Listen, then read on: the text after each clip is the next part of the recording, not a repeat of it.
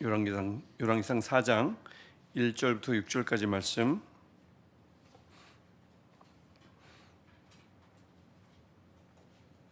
우리 한 절씩 교독하고 마지막 절 6절은 독하겠습니다. 제가 먼저 읽겠습니다.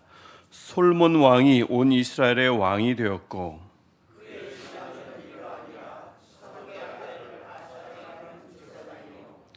시사의 아들 엘리호렙과 아이야는 서기관이요 아일롯의 아들 여호사밧은 사관이요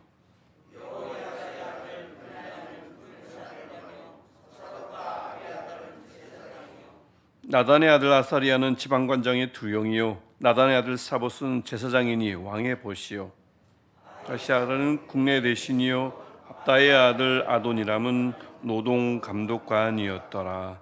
아멘. 우리는 어제 솔로몬의 지혜, 하나님의 지혜는 진정한 사랑이라는 필터를 가지고요 가짜 엄마를 걸러냈고 진짜 엄마를 남겼음을 함께 살펴보았습니다. 지혜라는 것이 바로 그런 것이었죠. 하나님의 사랑, 하나님이 원래 사람에게 주셨던 그 사랑이 그 여인에게 어떤 여인에게 남아 있었는가? 소유욕만 있었는가? 정말 아이를 사랑하는 여인이었는가? 엄마였으면 정말 그 아이를 사랑했겠죠. 이런 상식적인 것을 가지고 그것을 지혜라는 필터, 나름 비유를 한다면 필터링을 해서 진짜 엄마를 걸러냈습니다.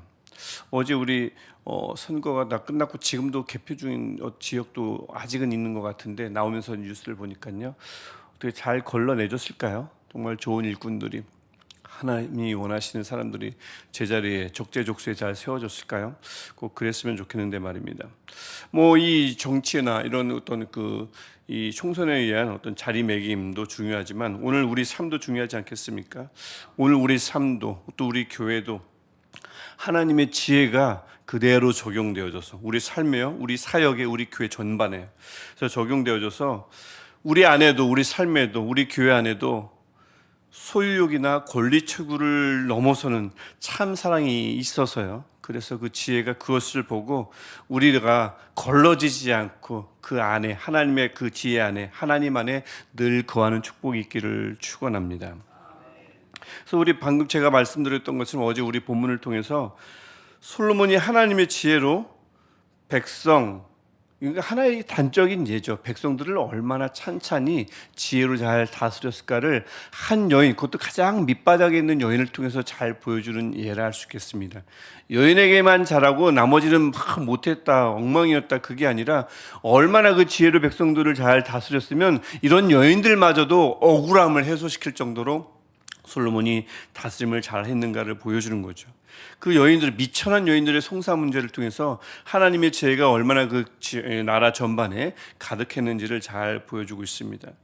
그래서 어제 우리가 읽었던 3장 28절 말씀을 보면 온 이스라엘이 그 솔로몬의 기막힌 지혜를 보고 두려워했다, 경외했다고 합니다. 하나님을 경외했습니다. 그 속에 있는 하나님의 지혜 때문이었겠죠.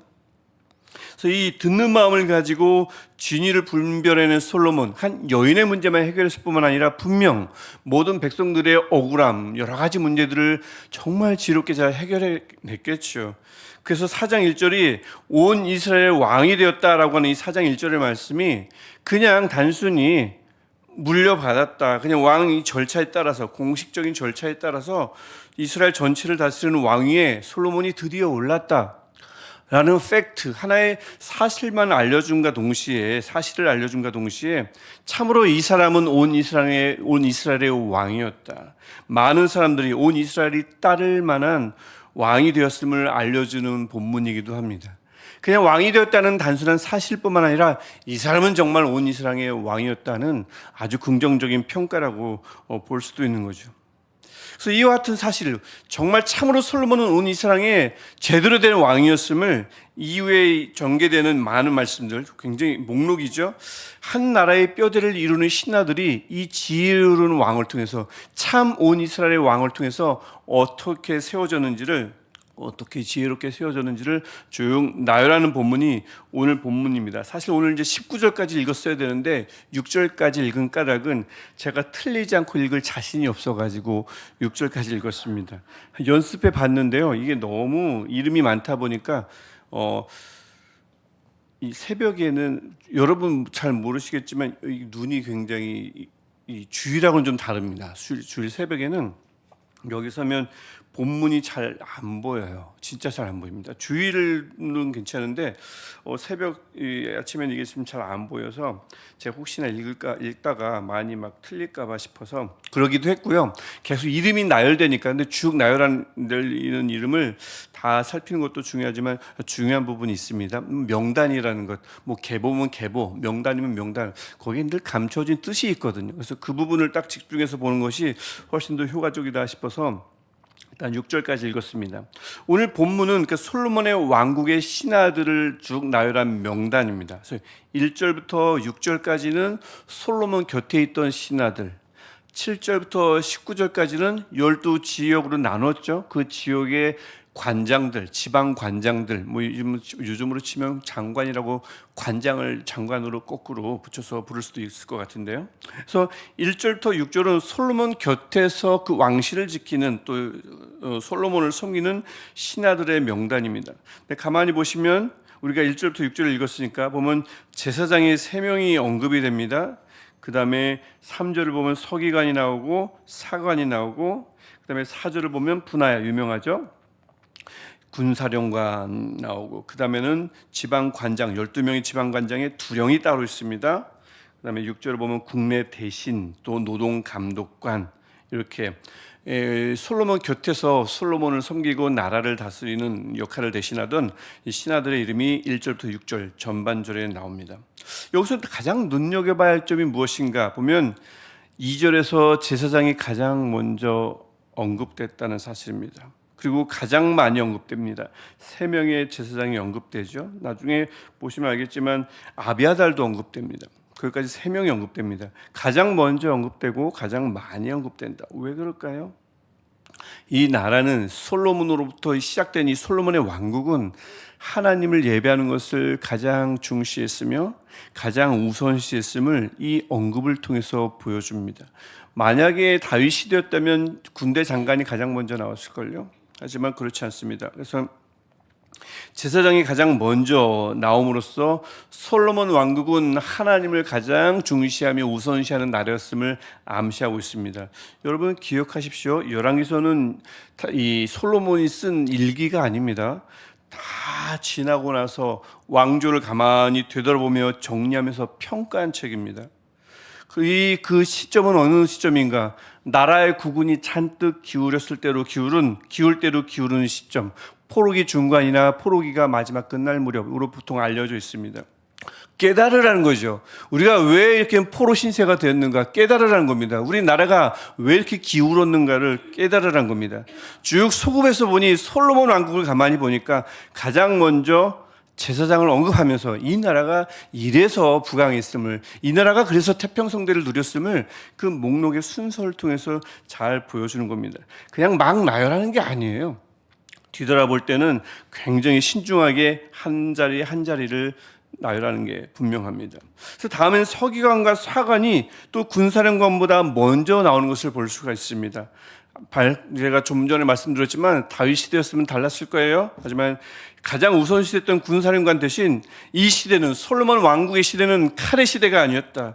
평화로운 시대였음을 서기관과 사관을 먼저 언급함으로써 보여줍니다.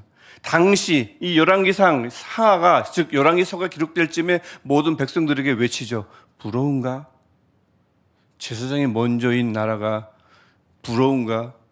제사장이 먼저, 즉 하나님 나라가 먼저인 나라가 부러운가? 부럽죠. 자, 봐라 얼마나 부러운지 군대 장관은 잠깐 두고 서기관과 사관을 먼저 기록함으로써 이 나라가 태평성대한 나라임을 보여줍니다. 그리고 나서는 이제 군사령관이 언급이 되는데 1등 공신이었던 분야가 오른 것을 볼 수가 있죠. 또 나단도 언급됩니다. 대신 나단의 아들들이 제사장이 되고 5절을 보니까 왕의 벗이 되었다라고 이야기합니다. 이 솔로몬이 그 은혜의 그 1등 공신, 나라를 세우게 된 솔로몬이 왕에 오르게 된 1등 공신 아니겠습니까? 분하야와 나단 함께 했던 사람들입니다. 물론 하나님의 사람들이었죠.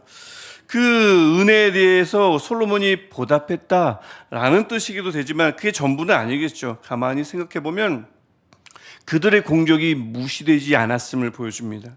솔로몬이 그들의 공적을 다 가로채가지고 내가 하나님 앞에 엎드려서 내가 된 것이지라고 할 수도 있었을 텐데, 함께 했던 이들을 다 제거했을 수도 있을 텐데, 나쁜 왕들이 우리 왕의 역사들 보면 함께 막 했다가 나중에 이들의 힘이 더 강해질까 봐 그들을 또 나중에 숙청하는 모습을 보이잖아요. 솔로몬은 그렇지 않습니다.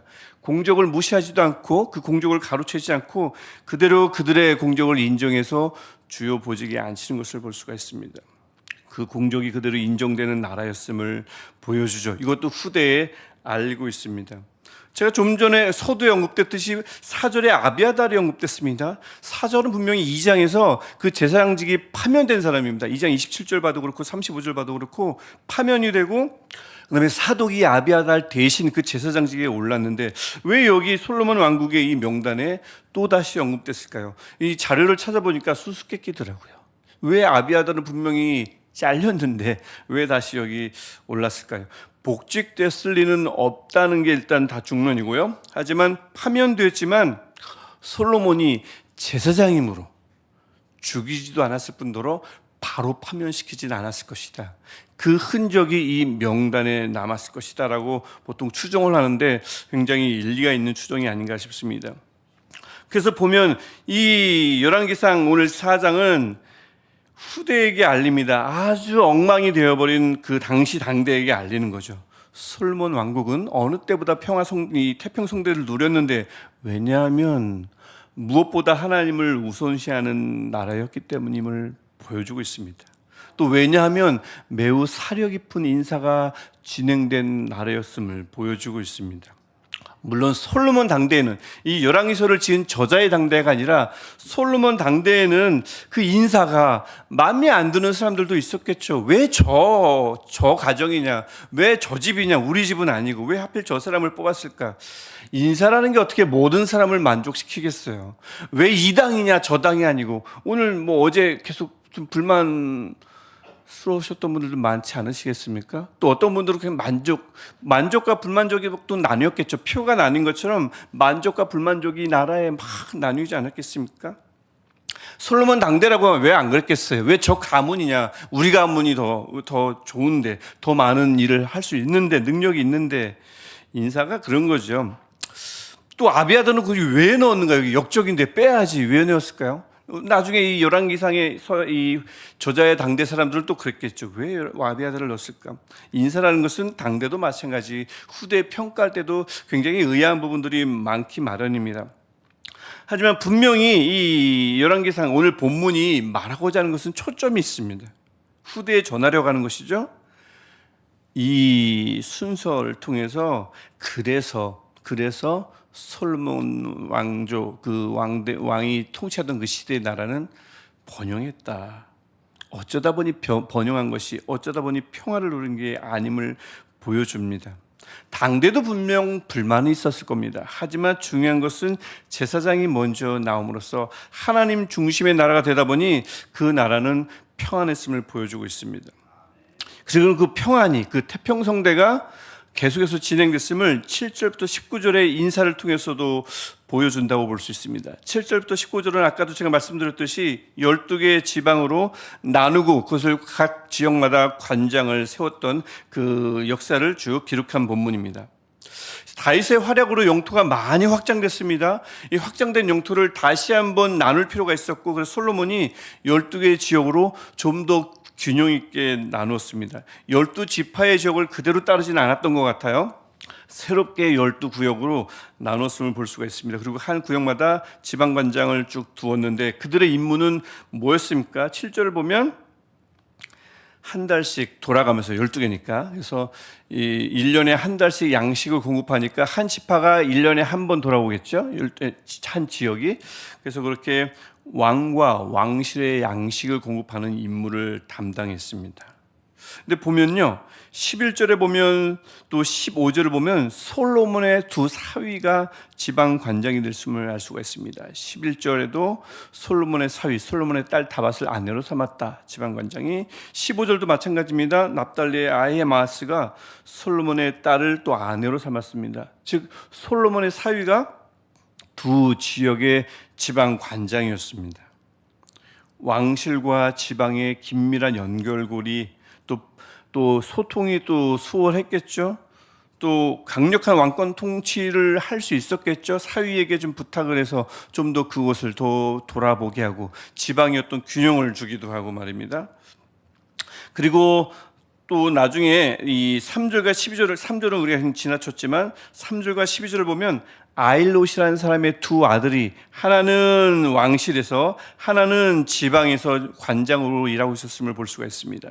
3절은 아일롯의 아들 하나가 사관이었습니다. 12절을 보면 아일롯의 또 다른 아들이 지방 관장이었습니다. 이것도 같은 맥락에서 이해할 수 있을 것 같아요. 왕실과 지방의 긴밀한 협조, 그다음에 아주 긴밀한 소통을 의도한 인사라고 볼 수 있겠습니다. 물론 사위를 지방 관장에 임명했어요. 두 형제를 갈라놓아서 하나는 왕실에 하나는 지방에 나누어 놓았습니다. 어떤 면에서는 굉장히 전략적인 목적이 있다고 볼 수도 있겠습니다. 충분히 추정은 가능하죠.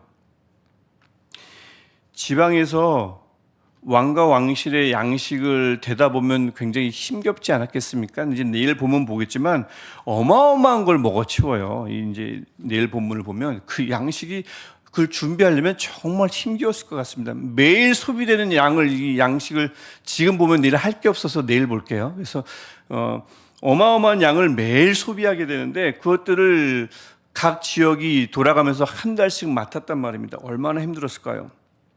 그러다 보면 반기를 들 가능성도 있지 않습니까? 그걸 미연에 방지하는 거죠. 어떻게 우리가 감히 장인어른에게, 어떻게 형이 왕실에 있는데 동생인 내가 되돌릴 수 있을까? 뭐 이런 전략적인 목적도 없지 않아 있었을 것 같습니다. 솔로몬의 어떤 그런 전략적인 부분도 굉장히 탁월하고 하니까 말입니다. 하지만 이게 주목적은 아닌 겁니다. 이 열왕기상이 고작 이 솔로몬이 꼼수를 부렸다라는 것을 주 목적으로, 그것을 알리기 위해서 주목적으로 기록했다고 보기는 어렵고요. 사장 전체의 긍정적인 맥락상 또 그 주 초점을 가만히 보더라도 솔로몬의 인사가 굉장히 지혜로웠으며 여러 상황을 반영하고 있었고 무엇보다 제사장이 제일 앞에 나와야 할 정도로 하나님 중심, 하나님 예배 중심이었던 나라임을 보여주고자 한 것입니다.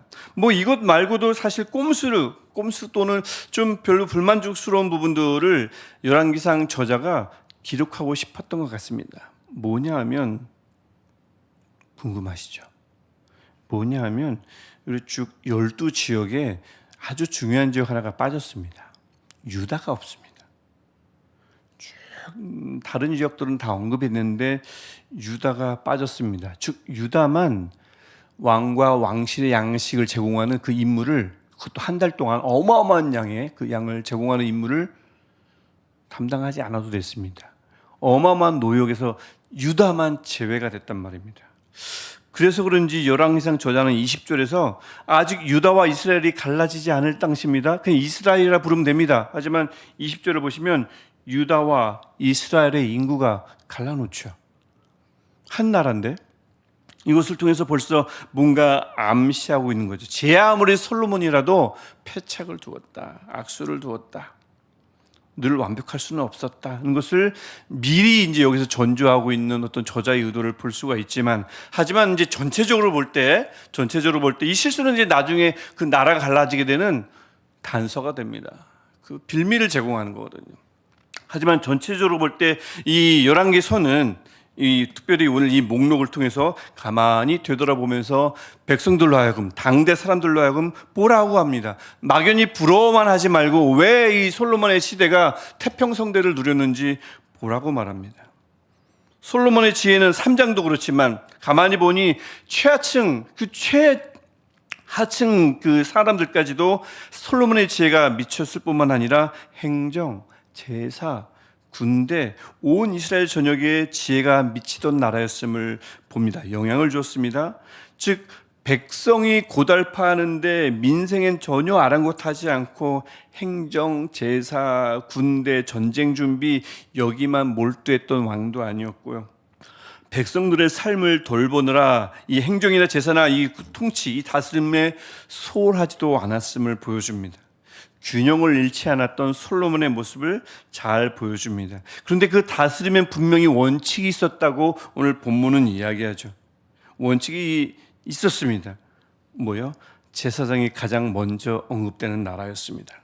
하나님 섬김을 최우선으로 여기고 가장 중시하는 나라였음을, 이것이 흔들리지 않는 원칙이었음을 오늘 본문은 첫 번째 원칙을 하나 보여주고, 두 번째 원칙은 다양한 일꾼을 곳곳에 잘 택해서 세웠음을 보여줍니다. 또 그들과 함께 동역했겠죠. 하나님의 지혜를 얻어서 내가 가장 지혜로우니 내가 다 처리하고 내가 다 결정하는 그런 나라가 아니었음을, 혼자 다 해치우는 나라가 아니었음을 이 긴 목록을 통해서 보여줍니다. 뭐 하나 보여주겠어요? 그냥 솔로몬이 너무나 잘 다스려서 나라는 부강했다, 그 신하들도 있었다, 이렇게 하면 될 것을 그 이 긴 목록을 주면서 이런 사람이 세워지고 저런 사람이 세워져서 그쪽에서 다 그 역할을 잘 감당하니, 마음대로 역할을 감당했겠습니까? 역할을 주니까요. 권한을 주니까요. 믿고 기다려 주니까요.